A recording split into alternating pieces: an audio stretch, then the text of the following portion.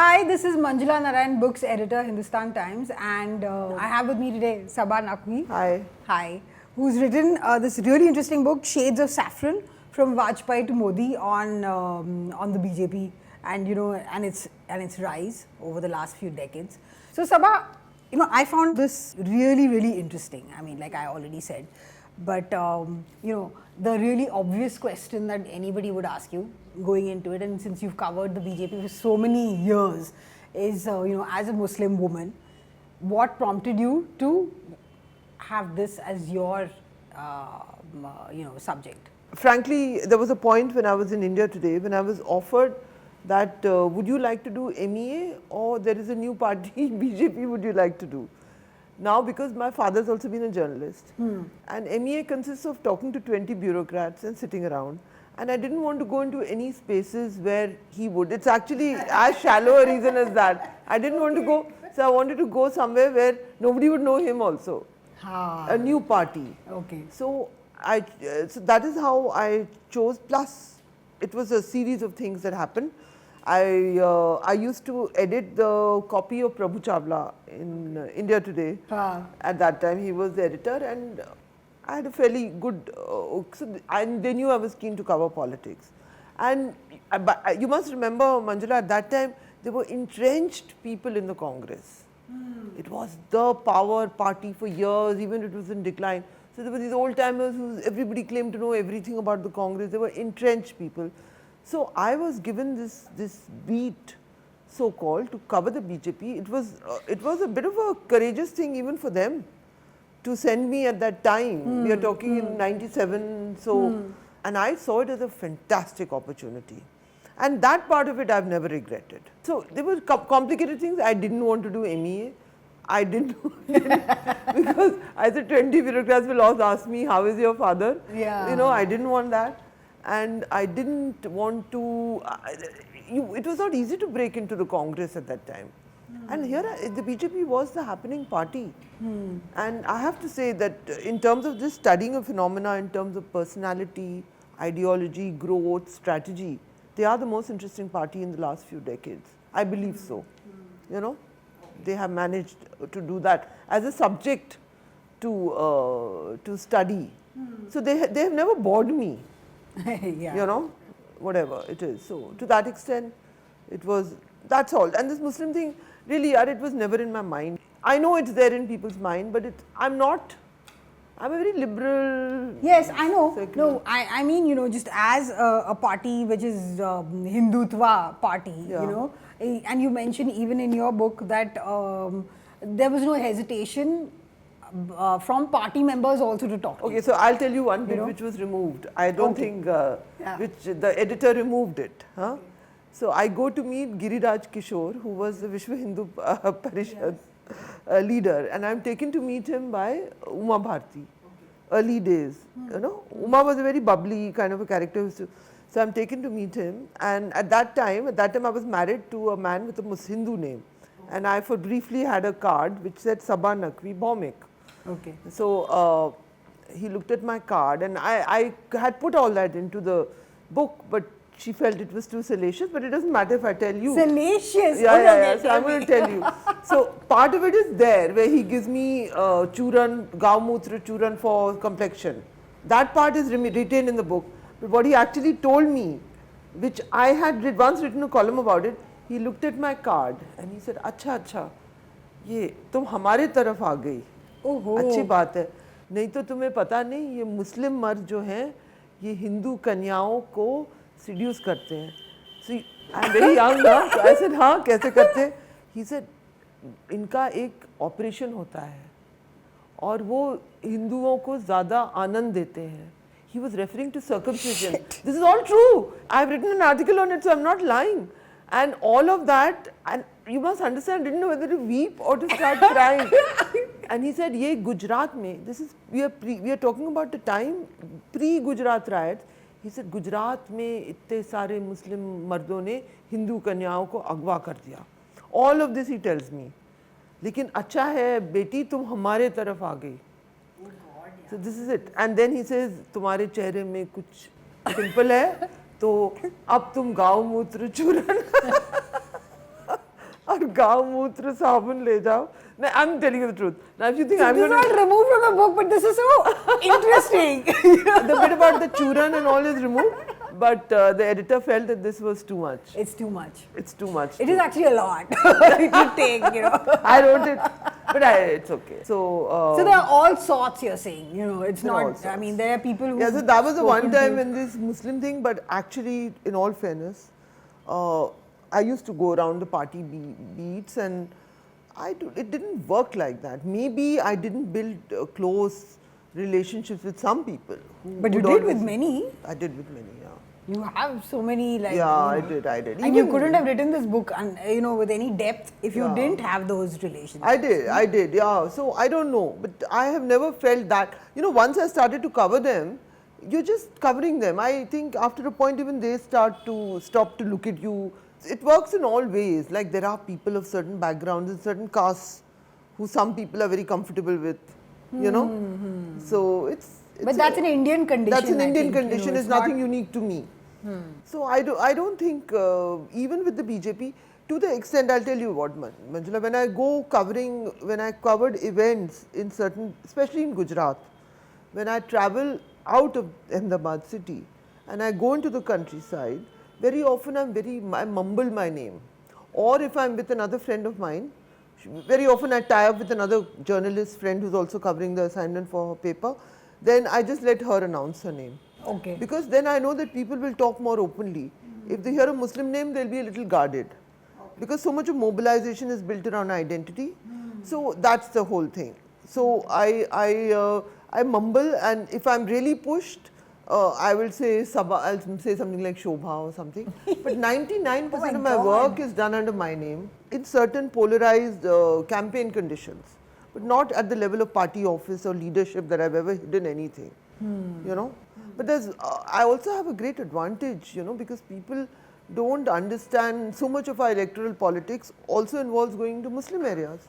Yes. And I have people are hesitant, even journalists, beyond a point they talk, but, you know, and people also don't open up. So I also have an advantage. I can go on all sides and talk to people. Okay. You know, so I don't see. So as a journalist, that's a big plus. That's a big plus. You know, when you're covering UP and then suddenly people will tell you the real truth. And minority communities are very, very careful now about revealing what they're going to do. Yes. You know, so there's a subtle advantage here also. And I have not seen it, I don't find it that I have been victimized in the party structure. By the trolls, yes. Yeah, that's different. trolls are different. It's a different entity, you know. So as you can see in the book, I got interviews with Vajpayee, with Advani, with Jaswant Singh, Arun Jaitley. Over the years, he's spoken multiple times. Modi is quoted so many interactions with Narendra Modi. Govindacharya was a delightful character. He was just an interesting guy. I may not agree with his politics. Pramod Mahajan, Jaswant Singh, you know. So all of them would take my calls, give me special stories and interviews. So it was like that, you know. Yeah, and your admiration for Vajpayee comes out a great deal in the book. Even though Vajpayee got me removed from covering the PMO, he didn't. Brajesh Mishra. Brajesh Mishra got me removed, according to Vinod's, and I have no reason to disbelieve Vinod. Even though I had a harder time with, but Vajpayee personally, I don't think was even aware of all these little details. I've never figured that one out. Why was I removed from the beat? But yeah, I liked him. You know, that comes out. Yeah, I did like him. And what I found, like I said, I found the Pramod Mahajan section really interesting, and the Modi chapter also really interesting. The Modi chapter especially, it gives you an insight into the man. I mean, you know, all these nuggets of information, we just think of him as the Prime Minister, an unapproachable, you know, this all-pervasive figure, but nobody really knows what he is. So that he eats alone, and he has these, you know, 3 male servants who are the only people who stay in the house. And when one cook goes, that's what he did all in these Gujarat. Details, you know, in Gujarat. Even Gujarat, you only know the outer man. You only know the outer man. There's nobody. So these details are really fascinating. You know, they give you an insight into him. So one of the more interesting, while researching, this is for the book which I did add-on work. So I happened to meet some very westernized Gujaratis who had NRI types. Yeah, you spoke about it. Yeah. They gave me another facet of Modi, that Modi, after he becomes Prime Minister, he wants to learn about Western classical music, Pakistani plays. They are inside the inner loop of NRIs who came and worked on the campaign. And actually some of them are pretty disillusioned, not that they'll vote against him, because they were all very strong votaries of free market. It's that strain that comes in here. And I'm not talking about the Dhokla, subaltern kind of NRI, I'm talking about the really sophisticated kind. Yeah. Who lunch at fancy clubs and all. So they got into this Modi zone of helping him a lot during the 2014 campaign. And I got a lot of nuggets about him from them also. Yeah, so that's why that makes that chapter really interesting. Yeah, and they were very open to talking as long as their names were not to be revealed. So you reveal a couple of names. I have, but not all of them. Yeah. I haven't. Okay. So they didn't want their names to be revealed. No. There's one person who didn't want the name to be revealed, who gave me a lot of information about what. But when Modi reads the book, he'll know, that who the person is. I'm presuming because he's really sharp. I mean, it's going to be. Yeah, but I didn't put it out in the public. That's sort of I didn't. So, and they've said nothing bad actually. Yeah. They are saying that the Prime Minister of India, and that part of him we can't critique. He becomes the PM and he wants to learn about other cultures and other things.